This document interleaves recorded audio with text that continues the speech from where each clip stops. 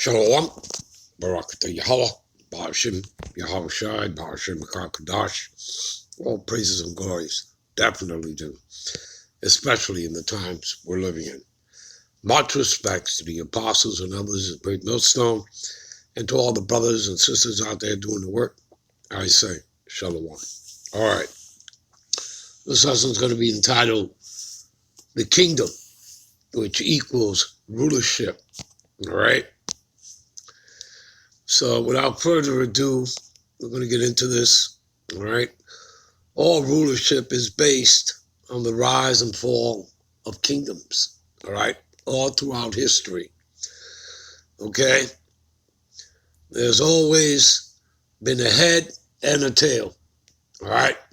And of course, the majority of the time, us Israelites have been the tail, outside of the 40 years of peace. I believe that we had, under King David, okay?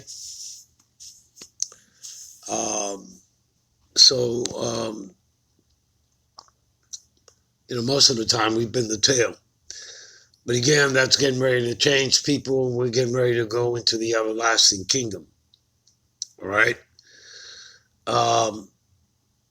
Now, this book, all right, which again is not from this realm, all right, not of this world, as ignorant, 2/3 Israelites out there of the Negro, Latino, Native Americans, they think that maybe this is a white man's book. No, it's not. It tells you that in James 3:17, all right, that this book, this wisdom, all right, comes from the heavens, okay, and that this word is first pure, all right? And again, what Esau does is simply corrupt your minds, all right? And he's done that, for centuries now through his enchantments, his sorceries, his deceptions and lies, the system that he set up, this anti-Messiah system, whether through the media, his movies, television, programming, the churches, what is supposed to be education is indoctrination, those type of things are all part of the system, and it's all in an effort to keep you people in the dark, from coming into the light, all right? So, it's a constant uphill battle. It's a fight, okay? But this book not only represents, being the prophecies, prophetic, being a prophetic book, a historic book, again, the history of the Israelites, all right, starting out as the sons of God, okay, the original line of righteousness, okay, and eventually, leading up to, Abraham, Isaac, and then, of course, Jacob, and Jacob's name later changed, name change being to Israel, all right, being the progenitor of the 12 tribes, of the 12 patriarchs, the 12 sons. So anyway, this book is many things, all right? Again, prophetic, spiritual, historic, all right? The book is full of wisdom, but this book is also preparing you for the kingdom, all right? For rulership, all right? It's a book of kings, okay? And hopefully you people will get the understanding of that through these precepts, all right? So we're going to start here in Escalatius 10:4, all right? And it says here, the power of the earth is in the hand of the Lord, right? He rules in heaven and earth, okay? And in due time, he will set over it one that is profitable. We know that to be Yahushua, the Mashiach, Lord of Lords and King of Kings, all right, who died for his people, all right? So, not for the world, okay? Anyway, the point being is, we also read Job 9:24, right? The earth was given into the hands of the wicked, right? Now, who gave the wicked, which we know, right? Because we go to Malachi 1:4, and that tells us who the wicked is. Esau, Edom, okay? You know, the white man, all right? And of course, the Lord calls them the border of wickedness, okay? Because every nation of every border, that's what they bring. That's what they're about. And that he had indignation, which is a righteous anger forever with them, all right? Which always leads me to Isaiah 34:5-6. They are also the people to the Lord's curse to judgment, okay? The Edomites, all right? So we know that the Lord's in power, right? The power of the earth is in the hand of the Lord, all right? Now, he gave power over to Esau because, again, you know, by default, because what? We broke the covenant, you know, laws, statutes, and commandments. We were going off, you know, as the sons of God. When you go back to Genesis, right, which means beginnings, and you go back to, what is that? Genesis, I think it's what? The 4th or 6th chapter. Let's see here.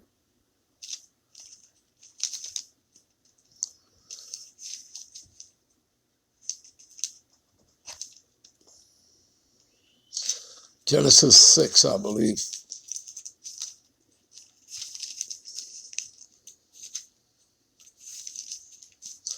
Yeah, Genesis, the 6th chapter. All right. Right around the 4th verse there. Okay. Just start at the top. And it talks about, you know, how the sons of God, we got into heathen women. And that's how we felt, because we started worshiping their heathen gods. Okay. And we know that the first commandment is that thou shalt not have no other God before me. Okay. So you people can obviously see why we fell and why we kept falling. All right. Worshiping their false idols of worship. All right. Their false gods. All right. All right.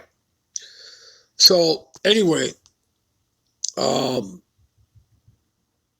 that's why, you know, the earth was given into the hands of the wicked, into Esau. Okay. So, but we all know that that's about to change, right? Again, you know, and those that are last shall be first, and he that is first shall be last. All right. So we're about to, you know, make that switch. All right.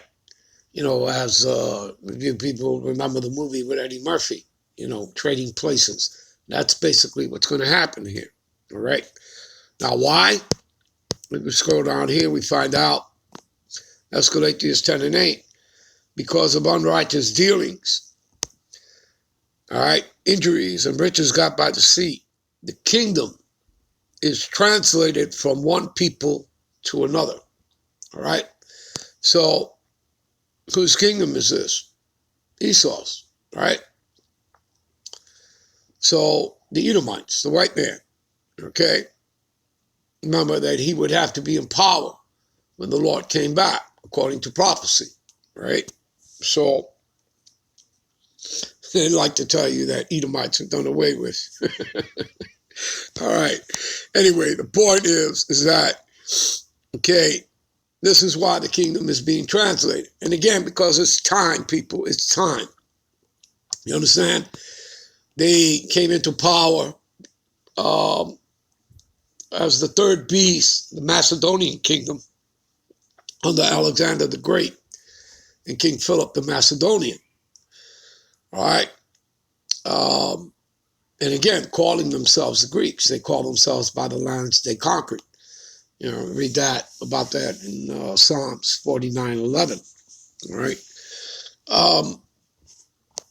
So they're not the original Greeks, or Romans, or Europeans. That was all Japhet. Okay.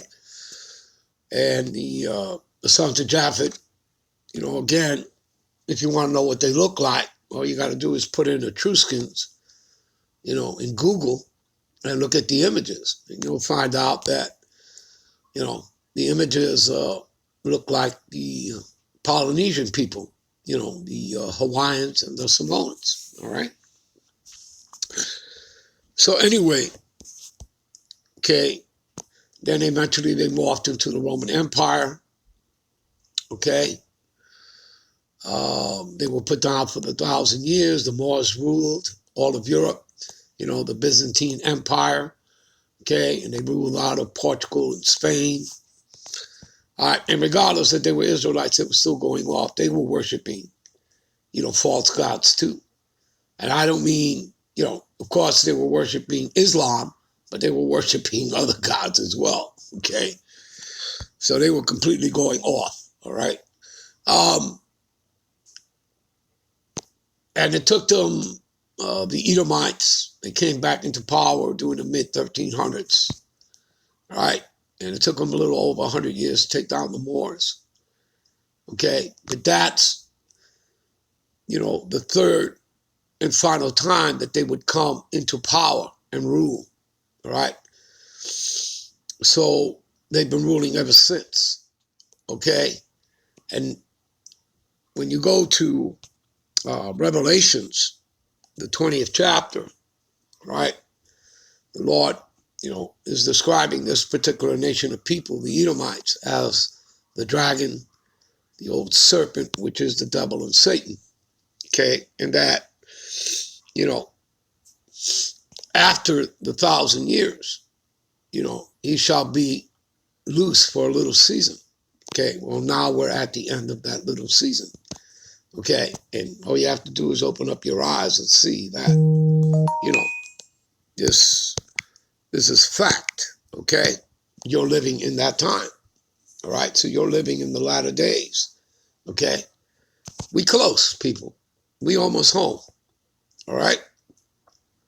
That's how close we are. All right. Your salvation is nearer than you believe. Okay. So anyway, the point being, all right, that's what we're going through right now, transition. All right. Where the kingdom is being translated from the Edomites onto the Yahushai and the Israelites. You understand that? Okay.